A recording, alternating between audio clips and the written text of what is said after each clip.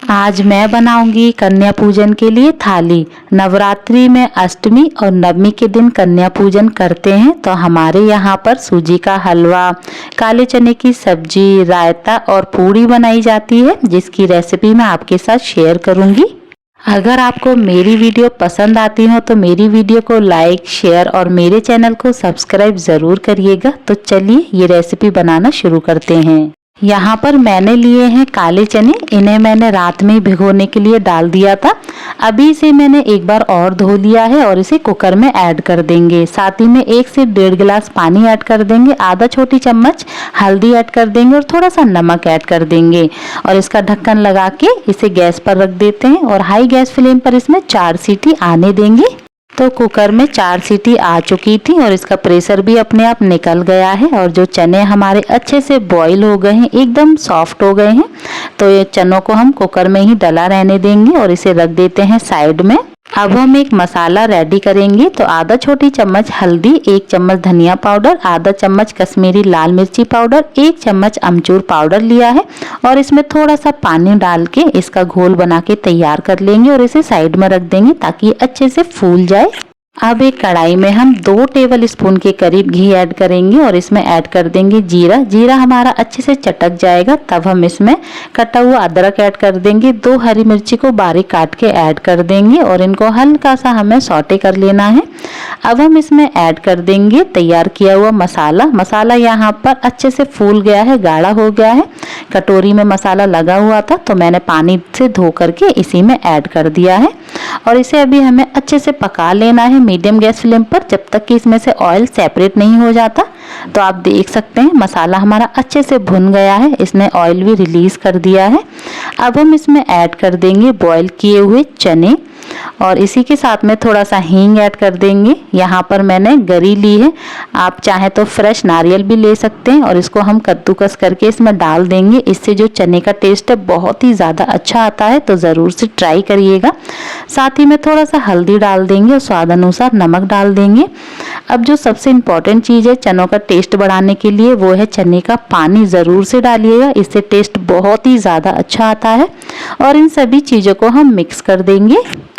अब हमें medium gas flame पर इसे चलाते हुए पका लेना है। तो बीच बीच में आप इसे 2 से 3 बार चलाते भी रहिएगा, बहुत ही जल्दी सब्जी बनके तैयार हो जाती है। तो यहाँ पर इसका पानी बिल्कुल सूख गया है। अभी इसको हम एक बार मिक्स कर देते हैं और चने की सब्जी हमारी बिल्कुल बनके तैयार है, जो देखने में बहुत ही ज़्यादा बढ़िया लग रही है और खाने में तो इसका जवाब ही नहीं है। तो इसे रख देते हैं साइड में। अब हम बनाएंगे सूजी का हलवा। सूजी का हलवा बनाने के लिए कढ़ाई में 1 चम्मच घी ऐड किया है। सबसे पहले हम ड्राई फ्रूट्स को फ्राई कर लेते हैं। तो यहाँ पर मैंने काजू, बादाम, किशमिश और सूखा नारियल लिया है और ये अच्छे से फ्राई हो गया, इसे हम निकाल लेते हैं। अब हम उसी कढ़ाई में 2 चम्मच घी ऐड करेंगे। यहाँ पर मैंने आधा कप सूजी लिया है और इसे अच्छे से घी में मिला देंगे और इसे हमें लो गैस फ्लेम पर फ्राई करना है, जब तक कि इसमें से एक बढ़िया सी खुशबू नहीं आने लग जाती और जो सूजी है उसका कलर भी हल्का सा चेंज हो जाएगा। तो यहाँ पर सूजी हमारी अच्छे से फ्राई हो गई है। अब हम इसमें ऐड करेंगे पानी। यहाँ पर मैंने आधा कप सूजी के लिए 1.5 कप पानी ऐड किया है और इसे अच्छे से मिला देंगे। गैस का फ्लेम मीडियम रखेंगे और इसमें उबाल आने देंगे। जैसे ही सूजी में उबाल आने लगेगा तब हम इसमें ऐड करेंगे चीनी। यहाँ पर मैंने 3 बड़ा चम्मच चीनी ऐड की है, 2 इलायची ऐड की है और थोड़े से ड्राई फ्रूट्स ऐड कर दिए हैं जो हमने फ्राई किए थे और इसे अच्छे से हम मिला देंगे। अब हम इसमें ऐड कर देंगे 1 चम्मच घी और इसको भी हम अच्छे से मिला देते हैं और इसे तब तक पकाएंगे जब तक ये कढ़ाई नहीं छोड़ने लग जाता। तो यहाँ पर जो सूजी का हलवा अच्छे से पक गया है और ये कढ़ाई में बिल्कुल भी नहीं चिपक रहा है। सूजी का हलवा हमारा बिल्कुल बनके तैयार है, इसे रख देते हैं साइड में। अब हम पूड़ी बनाने के लिए आटा लगा लेते हैं। यहाँ पर मैंने 1.5 कप गेहूं का आटा लिया है। आधा चम्मच अजवाइन को हाथों से क्रश करके ऐड कर देंगे। साथ ही में थोड़ा सा नमक ऐड कर देंगे और इन सभी चीज़ों को अच्छे से मिला देंगे।